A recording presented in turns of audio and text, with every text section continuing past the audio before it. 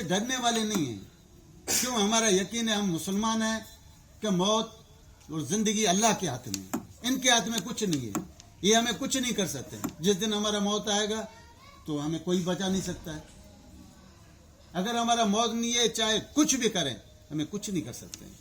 تو ہمارے قائد، ہمارے رہبروں نے ہمیں یہ سبق دیا ہے، کسی کے سامنے سر جھکانا نہیں ہے.